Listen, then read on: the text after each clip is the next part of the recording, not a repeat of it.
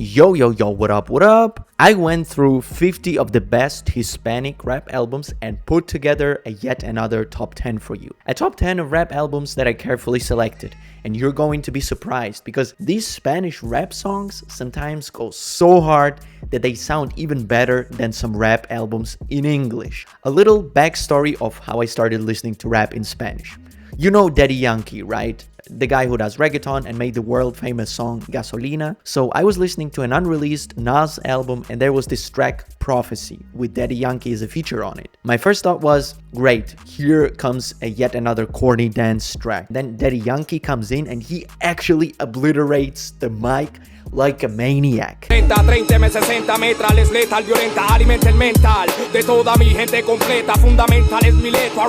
was like, what? I remember I just couldn't believe that insane flow.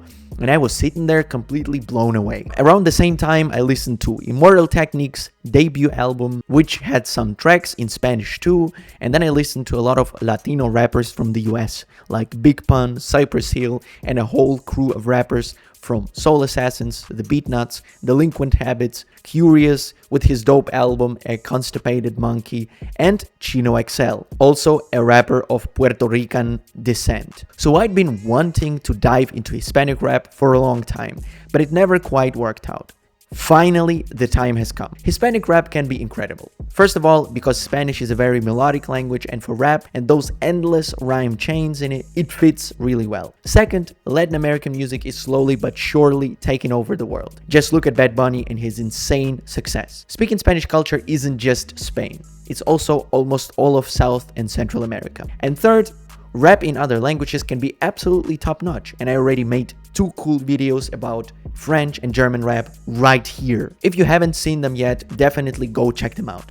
I've got some interesting picks for you there. In the comment section, you'll also find a comprehensive playlist of Spanish and Hispanic rap that I curated for you, with all the bangers that I will name in this video, and even more. And now, a little bit of history. Due to the massive wave of Puerto Rican migration to the US in 1950s, Latin rap started appearing in the 70s alongside the birth of rap as a genre. In the early 90s, Latin American artists existed, but for the most part, they were spitting in English. Around the same time, in Panama and Puerto Rico, reggaeton emerged, the Spanish language variant of rap that became hugely popular and was an important part of the Puerto Rican protest movement in the US. Around the mid to late 90s, purely Spanish-speaking artists and groups started emerging on the whole stage, like Mexico's Control Machete or Vico C.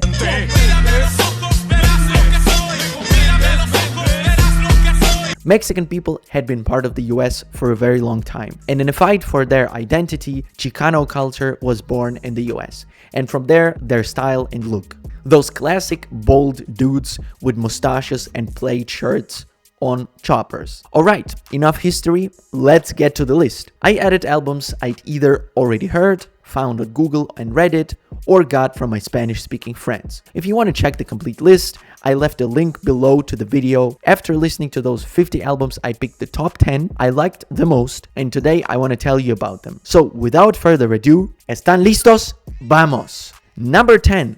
Tote King, Música para Enfermos, recorded in 2004. And we're starting in Andalusia, specifically in Seville, the city of flamenco, tapas, and hip-hop that will knock your socks off. Tote King is one of the most consistent Spanish boom-bap rappers out there. This dude studied English linguistics at the University of Seville, which massively influenced his lyrical craftsmanship. And you can hear it immediately on the opening track of Música para Enfermos. Literally, from the first seconds, Tote King starts rapping over a super hardcore beat, which reminds me of some classic Primo beats, like a possessed man, but at the same time keeps an intellectual, culturally rich style packed with references.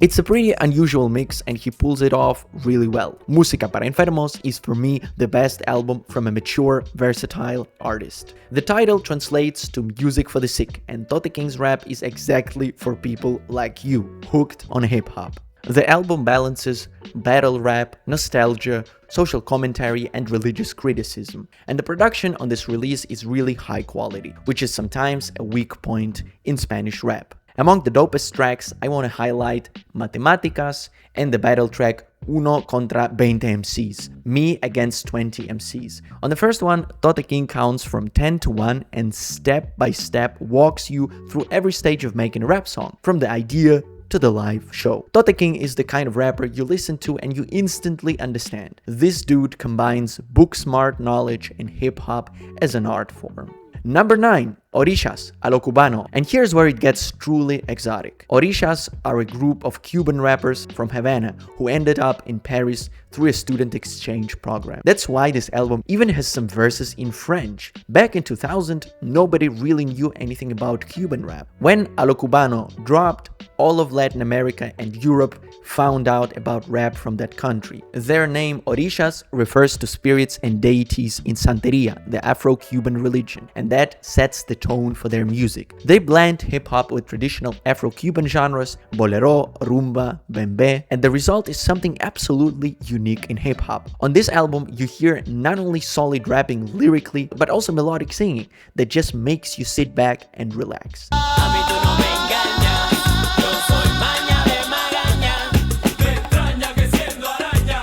Orishas were often criticizing Cuba for being too mainstream, for not staying in their homeland, but the fact remains, this is super high quality music that opened doors for Cuban rap worldwide. My favorite tracks are Represent, A lo Cubano, Atrevido. The last one is a story about sex tourism in Cuba, a well-known social issue across Latin America. And Canto para Eleva y Chango is one of the more traditional tracks, where rap meets ritual singing. A lo Cubano is stories about Cuba's political realities, Afro-Cuban spirituality, and pride in their identity, in the form of an incredibly enjoyable, innovative fusion of hip-hop with rumba and son. Love this album. Alright, let's keep moving. Number 8. Maquisa, Aerolíneas Maquisa, recorded in 1999. And at this spot, we've got an album from a phenomenal Chilean group whose main focus was socio-political lyrics. Maquisa was formed in 1997 with rappers CO2, DJ Squat, and Senzi, and the internationally known MC Ana Tijoux. The name Maquisa is odd. On the one hand, it comes from the French word maquisard, a fighter in the French resistance during World War II, and on the other, maqui is a Chilean berry, which makes it clear that Maquisa combines revolutionary and patriotic energy. Ana Tijoux was born in France to a family of Chilean political immigrants and only returned to Chile in '93 when democracy was restored. Aerolíneas Maquisa, Maquisa Airlines is one of the best rap albums in Chilean and Spanish history, and it's a conceptual journey from takeoff to landing that touches immigration, political criticism, identity, nostalgia, and homecoming.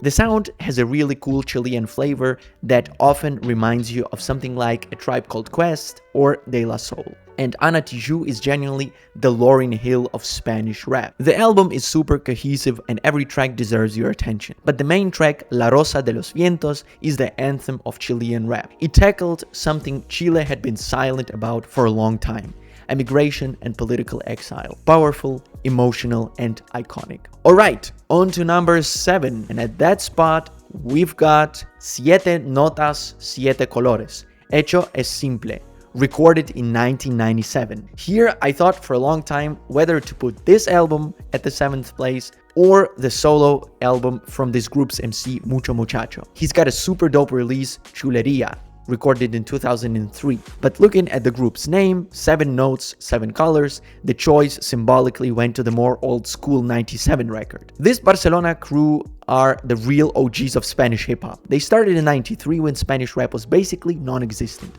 The core of the group is the uncompromising hardcore MC Mucho Muchacho and DJ Dive Di Bosso, an innovator producer who broke every convention in Spanish rap back then and made absolutely unique beats. I'm not kidding. On this album, you get nothing but minimalist jams that will satisfy the taste of all the classic 90s rap fans. Hecho es Simple is a manifesto album. Aggressive, raw, hard underground rap full of battle lyrics, social criticism, and street stories.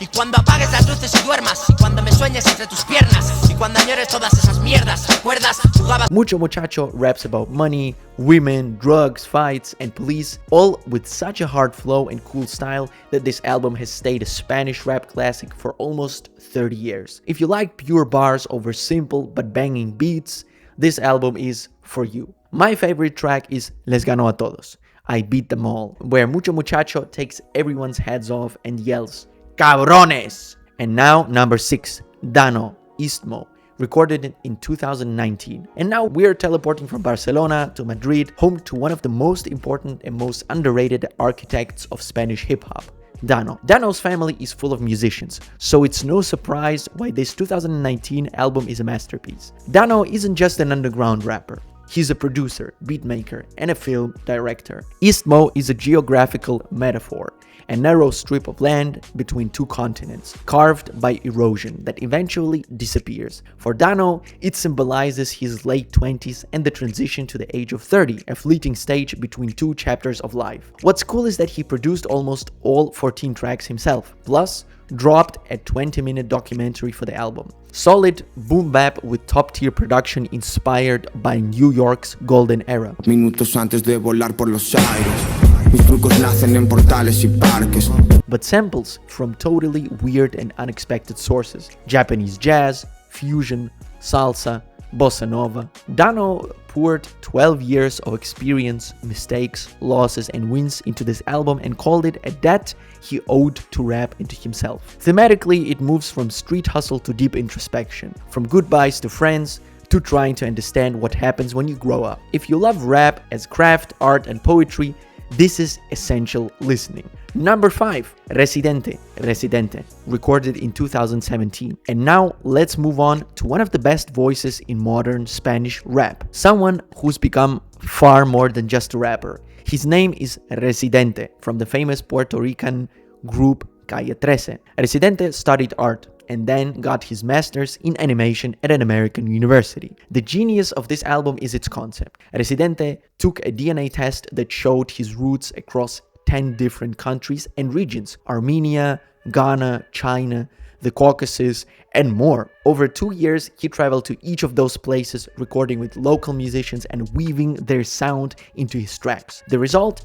A Grammy for Best Latin Rock, Urban, or Alternative Album. Blanco que se te ven las venas del cerebro, como café sin leche bien negro, mal distribuido como las vacas. On one track, he's rapping over African melodies on Dagombas en Tamale, or Chinese ones on Una Leyenda China. On the next, he's using Mongolian throat singing, and then there is the track Guerra, literally about war in the conflict zone between Georgia and Ossetia. First personifying war, then condemning it. He also shot an incredible video that shows war and how brutal it really is. Overall, Residente's album is a journey around topics like climate change, Puerto Rican independence, war, fatherhood, and more. He offers a global perspective. We're all one family, no matter where we live. The production is out of this world, because every track was recorded with musicians from around the globe. One of the most ambitious rap albums I've ever heard. Next up, number 4, Calle 13,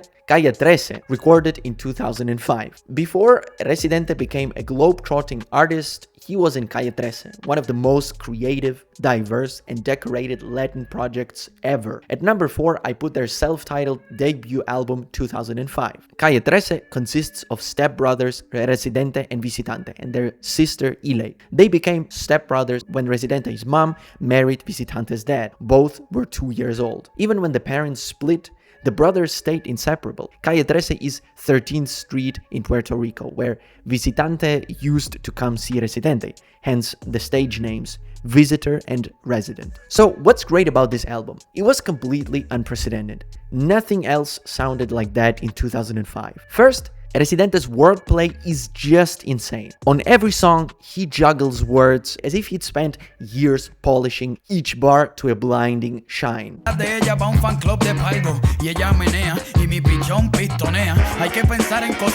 Not just a few metaphors, an avalanche of double meanings, humor, sexual innuendo, jokes, but with real taste. Second, the variety of musical styles Visitante brings. He broke the rules of reggaeton and Latin pop and made something so weird and fresh you recognize Calle 13 instantly. And third, people don't say this enough about the group, Ile's vocals are really incredible.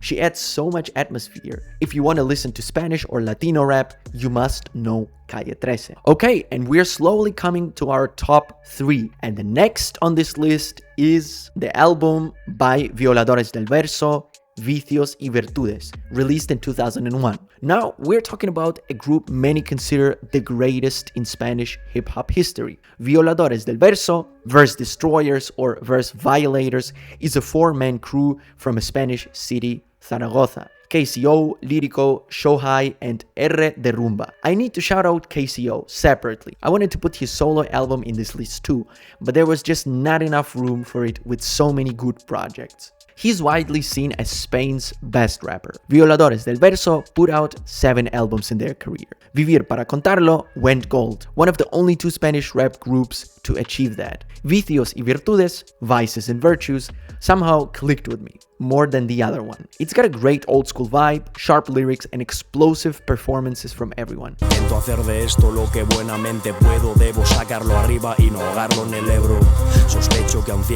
MCs reflect on human duality, drop progressive takes on women, like on Ninguna chavala tiene dueño, No girl has an owner, or just rap hard with complex rhymes and that Spanish accent. The production is simple but elite, and everyone shows their best side. Violadores del Verso are foundational Spanish hip-hop, and you need to know them. Alright, next is an artist who already showed up on this list, and it's Ana Tijoux' album 1977. And I already told you a bit about her. 1977 made Ana an international rap star. The song was featured in Breaking Bad and even FIFA 11 and 23. The track 1977 is named after her birth year and is about her identity and dual culture, Chilean and French. By the way, Ana produced the beat to the song herself. The album is an autobiography in hip-hop form. It covers the death of a close person, creative crisis, growing up, and the socio-political writing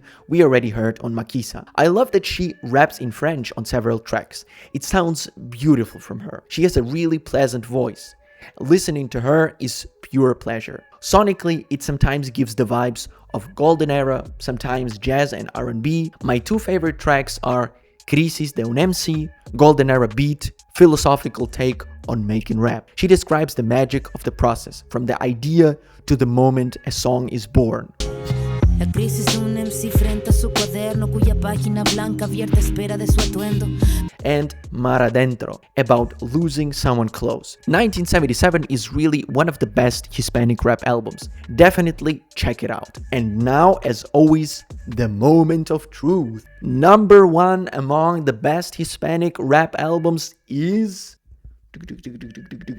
Cancerbero, Muerte, recorded in 2012. When I heard the first song in this album, I knew I wouldn't hear another track or artist like that in Spanish ever again. You know that feeling when you press play and you instantly understand. This album is 1 in a billion. Cancerbero is from Caracas, Venezuela. His story is one of the most tragic in Spanish hip-hop. In 2015, he was killed at the age of 26. At first, it was reported as a suicide, but in 2023, the investigation showed the truth. His ex-manager killed him, and she threw his body from the balcony. After he died, his influence only grew, and people started reading his lyrics like literature. His 2 solo albums, Vida, Life, and Muerte, Death, are a paired concept. The 2012 album is about death in every sense, not just the death of the body, but also moral, social, spiritual, and creative death too. The production is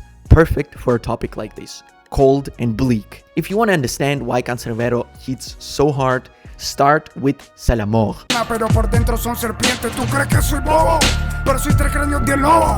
It's almost a philosophical essay plus the harsh reality of life in Venezuela. He says he's seen too much in his short life and wants to erase his memory forever. I still get goosebumps no matter how many times I replay it. And on De Mi Muerte, he even pictures his own death, which makes the song and the album feel terrifyingly prophetic. And there we go. We made it through the Hispanic rap top 10. Hope you enjoyed it. Drop a comment and tell me which album hit you the most. And check out my other videos, left and right from me. And that's it from me. I'm out.